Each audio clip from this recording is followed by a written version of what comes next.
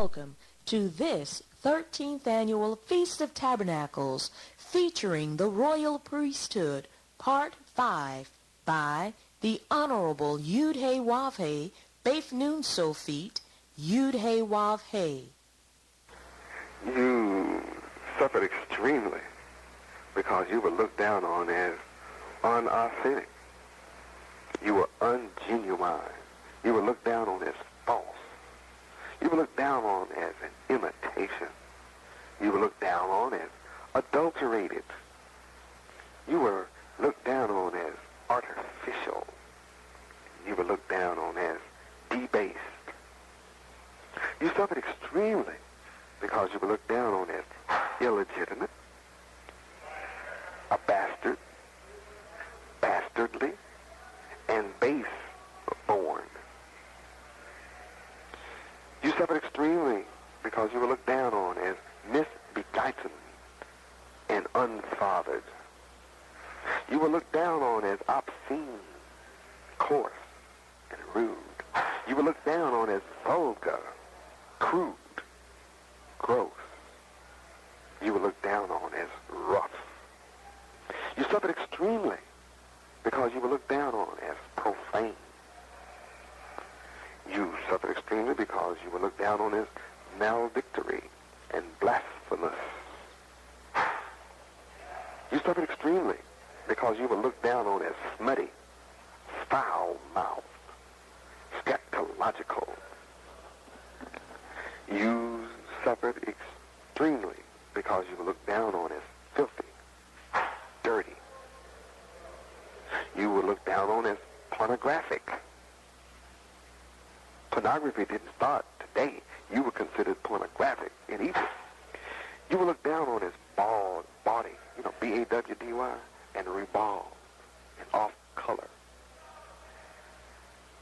You suffered extremely because you were looked down on as suggestive, a highly suggestive people, unseemly.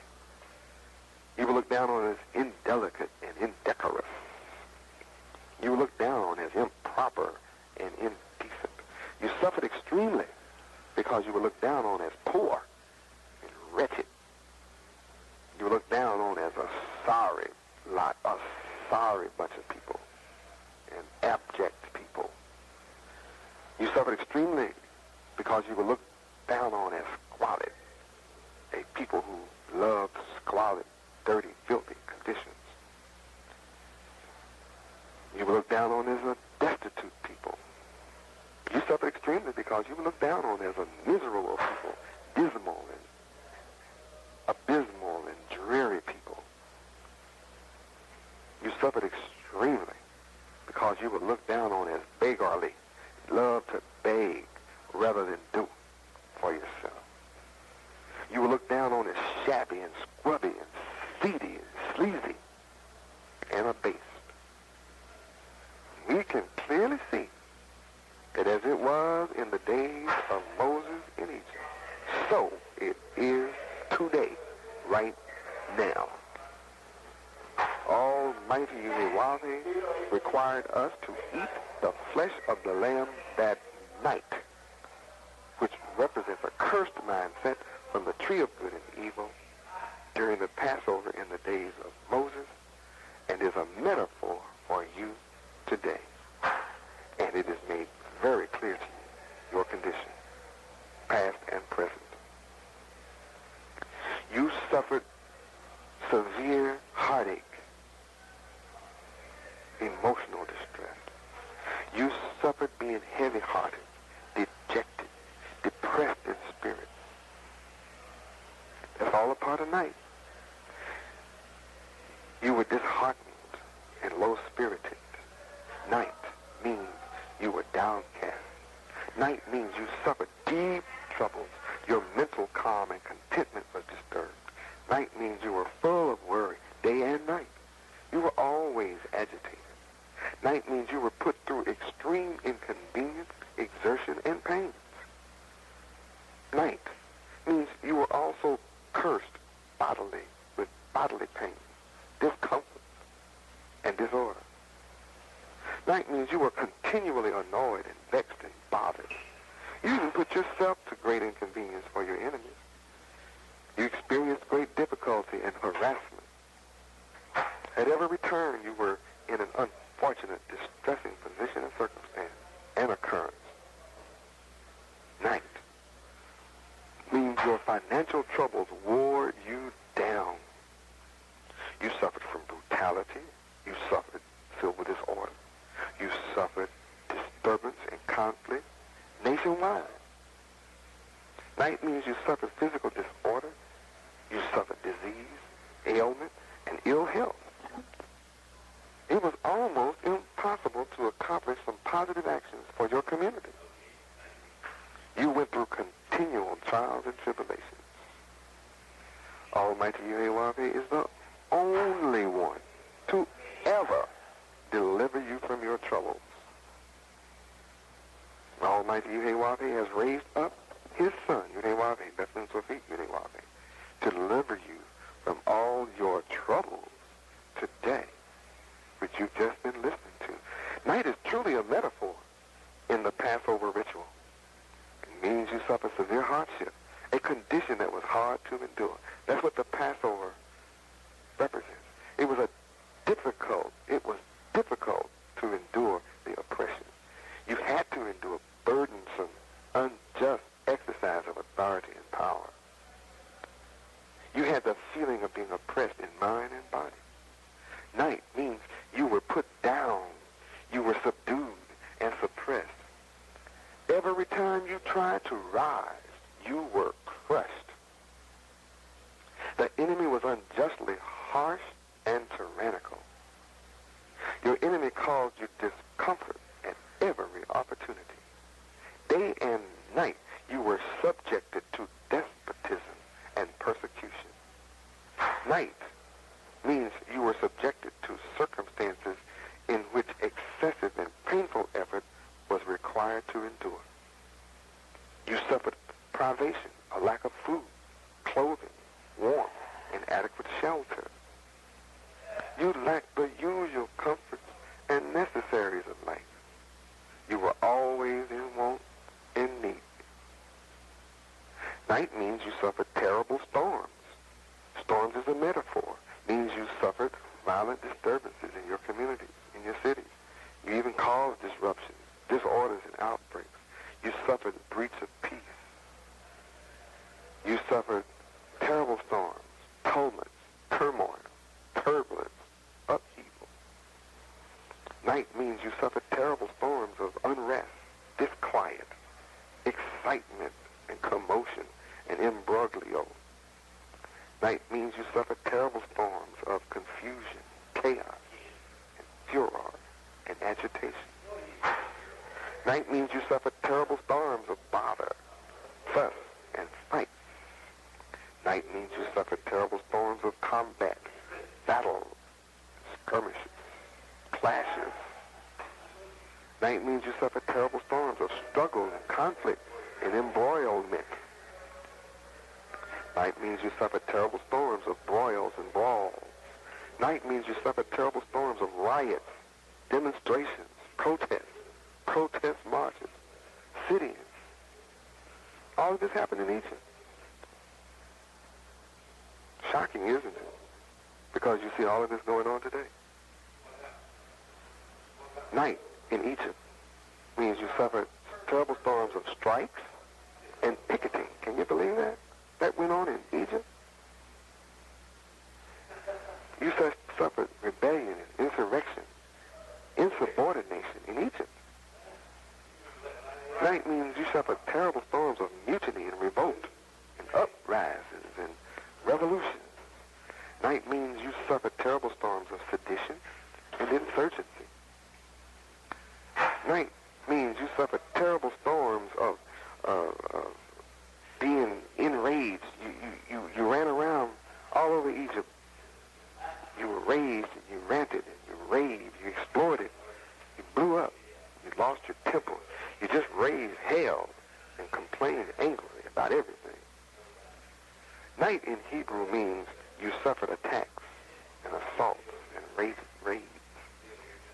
Night in Hebrew means you suffered charges and invasion. Night in Hebrew means you suffered being set upon descended upon. Night in Hebrew means you were assailed, beset, besieged, and sieged. Night in Hebrew means you were bombarded and fired on. Night in Hebrew means that they rushed angrily against you. The metaphor night at Passover means you must always remember that you suffered stress, pain, and rigor, vicissitude. The metaphor night at Passover means you must always remember that you were nervous, strained, suffered tension, mental strain, and pressure, and worry. The metaphor night at Passover means you must always remember that you suffered psychological stress and frustration, conflict, and trauma. The metaphor night at Passover means you must always remember that you suffered overexertion and overstraining. The metaphor night at Passover means you must always remember that you suffered. Your enemies drove you. They whipped you. They forced you. They ran you into the ground. You must always remember that the metaphor night at Passover means that you suffered being harassed. Your enemies tired you out. They caused you fatigue. They worked you until you were weary. The metaphor night at Passover means you must always remember that you suffered being caused to be exhausted. They made you prostrate before them. They bled you white. The metaphor night at Passover means you always remember that you were taxed into a state of poverty, put excessive burdens on you, and they oppressed you. The metaphor night at Passover means you must always remember that you were overworked and underpaid. The Hebrew word lila, lamed, yud, lamed, hey, night, means you suffered misfortune. You suffered hurt and harm and woe and ruination. Night means you suffered so-called bad luck, the so-called evil eye. Dark clouds hung over you. Night means you suffered trials and tribulations, weight on your shoulders, a reverse of your fortune and setbacks. You were brought down. You had to eat bitter pills. Night in Hebrew means that you went through shock. You suffered calamity. You suffered one catastrophe after another. Your life was just one cataclysmic disaster. Your life was nothing but tragedy. What happened to you in Egypt is a perfect picture of today. You must admit that we were in a pitiful condition in Egypt and that we are in a pitiful condition today. Only Yud-Heh-Wav-Heh delivered you from Egypt, and only Yud-Heh-Wav-Heh only is ready to deliver you today. Only Yud-Heh-Wav-Heh Bethlehem Sophie, Yud-Heh-Wav-Heh, is revealing the secret metaphors concerning Yud-Heh-Wav-Heh's Passover and how this secret knowledge relates to the royal priesthood and the need to be delivered from the destructive mindset of the tree of good and evil. Just prior to your deliverance, in fact, the same night of your deliverance, Almighty Yud-Heh-Wav-Heh also required and commanded you to also eat bitter herbs.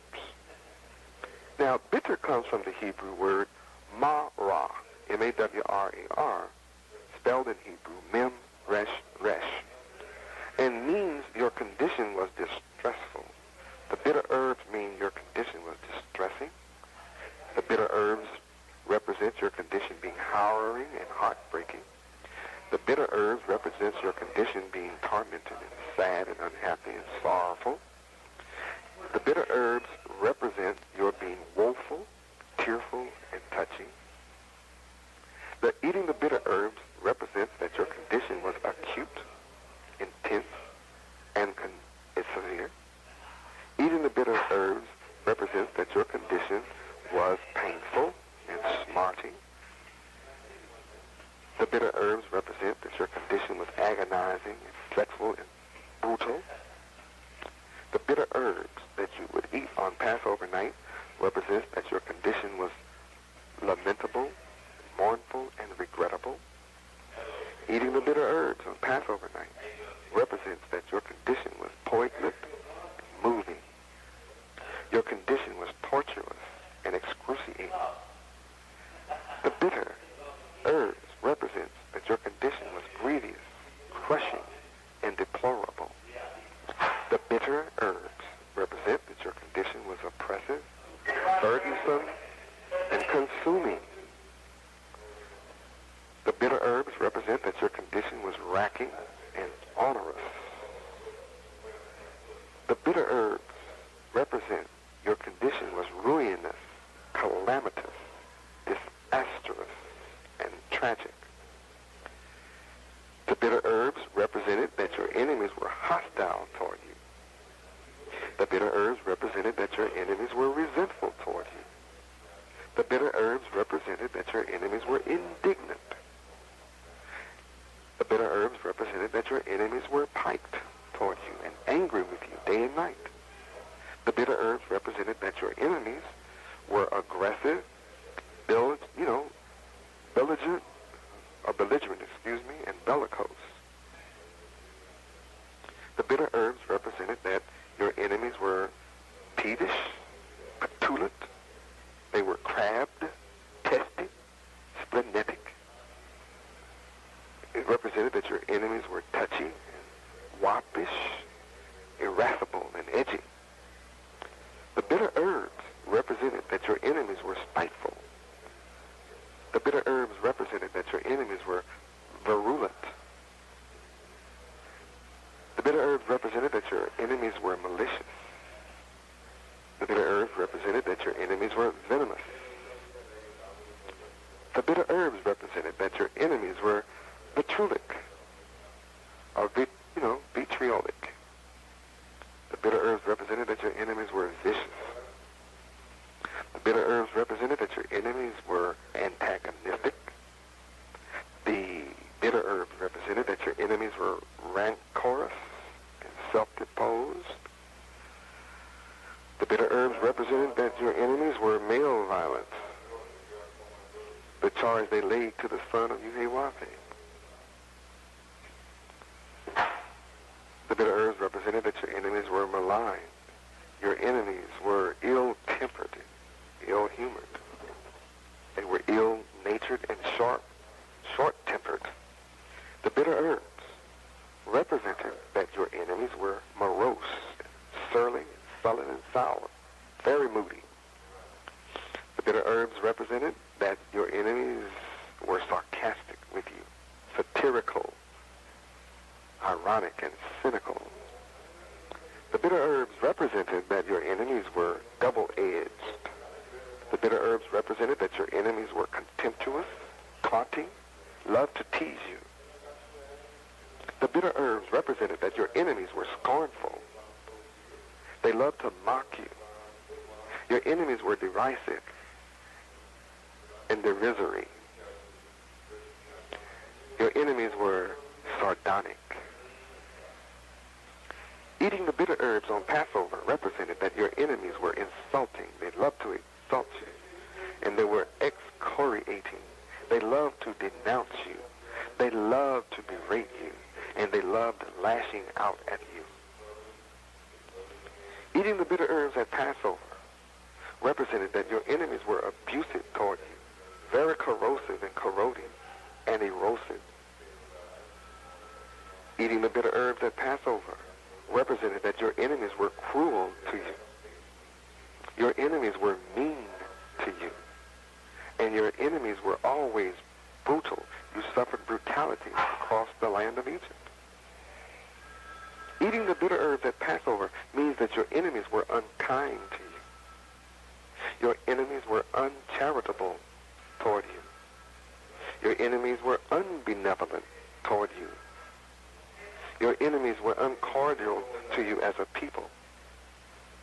Your enemies were unamiable toward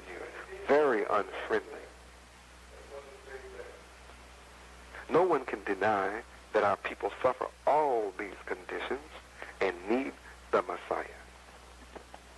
No one can deny that our people suffer all these conditions and need the deliverer. No one can deny that our people suffer all these conditions and need the Redeemer. No one can deny that our people suffer all these conditions and need the Regenerator. No one can deny that our people suffer all these conditions and need the Reformer. No one can deny that our people suffer all these conditions and need the mighty God, Yudewave, Bethlehem Zovi, Yudewave. You must keep in mind that the royal priesthood is a chosen generation, the elect of Yudewave. You are the elect according to the foreknowledge of Yudewave, the Father, through sanctification of the Spirit unto obedience and sprinkling of the blood of Yudewave, Bethlehem Zovi, Yudewave. Elect, according to the Greek word eklegomo, E-K-L-E-G-O-M-A-L, means Yudewave chose you for himself, not necessarily implying the rejection of those who are not chosen, but giving favor to the chosen one, keeping in view a relation to be established between Yudewave and you. And except Yudewave, Bethlehem Sophie Yudewave, shorten these terrible days of suffering, no flesh should be saved. But for the elect's sake, whom he has chosen, he has shortened the days. The elect involves preference and choice from among many. Is it not lawful for me to do what I will with my own? So the last shall be first, and the first last. For many be called, but few chosen.